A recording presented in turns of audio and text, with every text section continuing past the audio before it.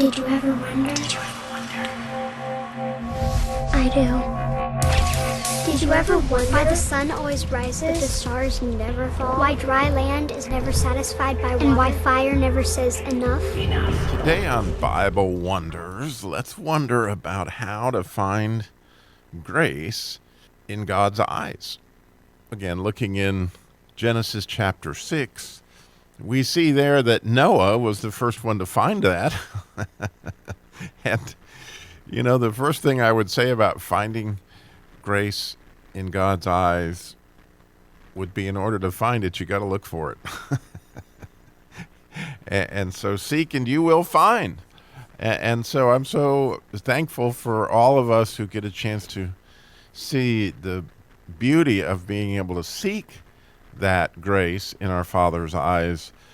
But the word grace, I've studied it for years and years and years, and I sometimes think you can feel it more than you can really define it. If you think about the really, really godly people you've known in your life, that when you're in their presence, you have this sense that you're their favorite. Or maybe more importantly to me personally, I have this sense that they have faith in me, that they believe in me, and what it is that, you know, my capabilities, how it is that God gifted me. And so when you look inside the Word, it was, we talked about in a couple episodes ago, you know, Noah's name spelled backwards is grace, which is Chen, if you were to pronounce that in Hebrew. Obviously, you know, it's Noach if you pronounce that in Hebrew. So there's two letters involved. The first one in the word grace, or Chen, is the het. And that het is a very, very critical, I don't know. For me, it's a critical understanding. It means so much because it represents life in so many different ways. But the way they actually break down the letter, the Jews teach on this letter is just absolutely beautiful, is that it is essentially a group of three different lines. And the first line, that is a straight line that's coming down, we've talked about many times.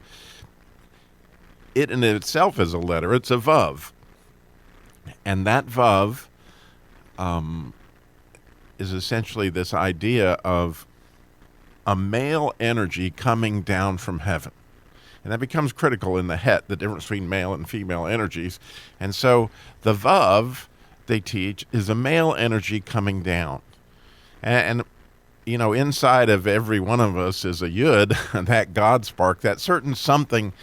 You know, God made you very uniquely with a way that you reflect God that only you can. In other words, if you don't reflect God in the way that you can, then nobody ever gets to see that aspect of God, which, by the way, that's one of the things the angels are really looking for when they look at mankind, is they want to see God. And when you begin to reflect God in your unique giftings or unique way, you know, essentially that's your glory.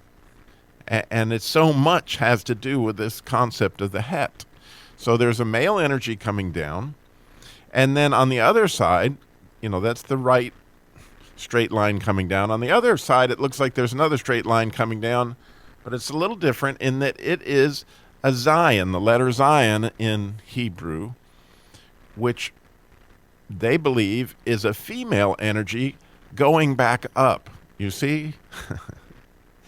And so you got a male energy coming down, which is God's, you know, gifting to you, God's glory coming down into you that you uniquely reflect. And when you do, you reflect it back up in a female energy as the bride of Christ. But unfortunately, Jews, although they understand the letter, they don't understand the picture because we are the bride of Christ. And so we reflect God in a very unique way. And so, you know, that's coming back up. And over the top of those two letters is what they call, I believe, a heteteric.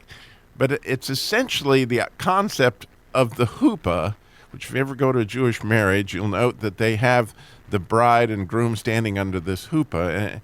And it has to do with the crown. It has to do with the marriage canopy.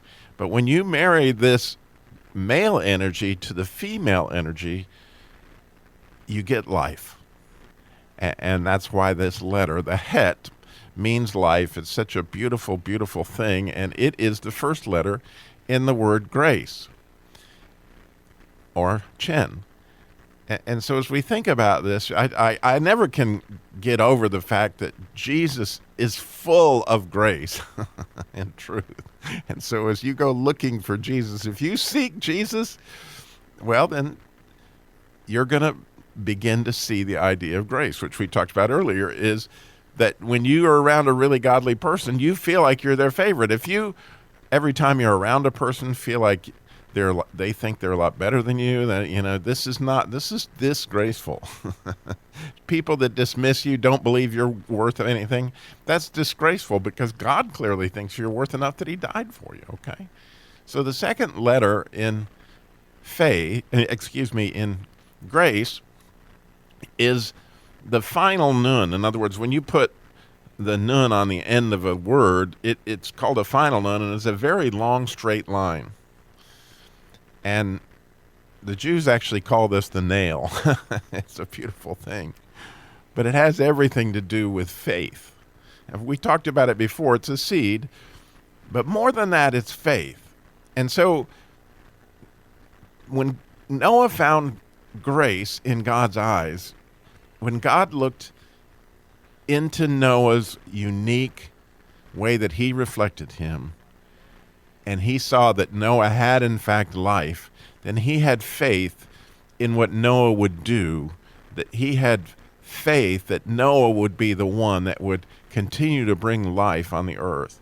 And it's more than beautiful that Noah found grace in God's eyes. And actually, very beautifully, if you look, the idea of grace is not used just throughout the Bible like 1,000 times or anything. It's a really beautiful thing to just do a study on that word Chen and see where you'll find it. And one of the places that you find it, just absolutely beautiful, is in the 45th Psalm, which is the marriage psalm. It's actually the marriage to Jesus psalm. And the other thing that you'll find very interesting, if you look carefully at the word that's translated grace in Greek, Jesus himself was full of grace, but he rarely used the word. In fact, I think he only used it 3 times. But where you'll find that he used it was when he was talking about how you treat others, and especially, if you treat people that dislike you with love, that would be grace. Or what he actually says is, if you treat the people that treat you poorly, what grace is that to you? In other words, how are you seeing the potential, or how are you seeing God's spark in that other person? It's really a challenge to us can we be that godly person that when somebody else is in our presence, they can tell that we believe in them. We believe in the God spark in them. We believe, and they are our favorite, or they can sense they're our favorite. That's one of the things I really want to strive for in my life, because I know that it is a seed that when you begin to get grace from somebody. I remember I did really, really poorly until the 6th grade. In fact, I flunked the 6th grade. But the second time I did 6th grade, there was a teacher that just spoke into my abilities and pulled me out of the doldrums of school to where I actually ended up being an A student. But it happened because she believed in me.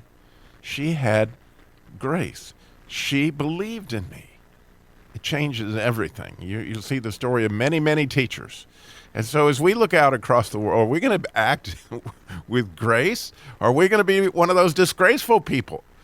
How can we find favor in other people's eyes? How can we find favor in God's eyes? Well, when God looks at you, if he sees Jesus, I guarantee you're his favorite. Did you ever wonder?